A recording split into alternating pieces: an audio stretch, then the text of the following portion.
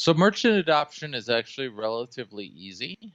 You basically you show them how it works. You say this can bring you new customers, um, and then you're good to go. Basically, I mean, you need to do continuing education. You need to try to get them more involved in things to understand more of the background behind it. But basically, with that, you're done. I can visit 40 merchants in 2.5 hours, and I can get at least two. Um, and that's really all you need to start. The way, as we could see in the book, the crossing the chasm, seminal work on the patterns in adoption of high technology.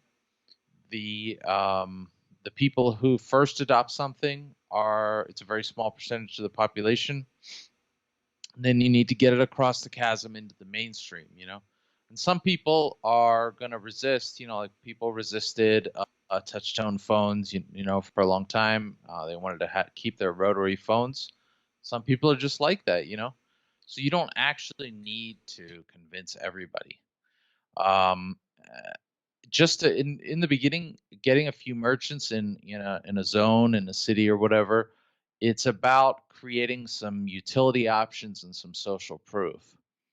So once you have between say 50 and 500, you're in decent shape. Of course, you want to get them concentrated into certain zones. You don't want to be in a position where you have one merchant in the south of the city, one in the north, one in the east, and one in the west, because there's no critical mass there. It's hard. Like, let's say you do an event in the west of the city and you only have one merchant, and people are like, well, where can I spend this? What can I do? Merchant.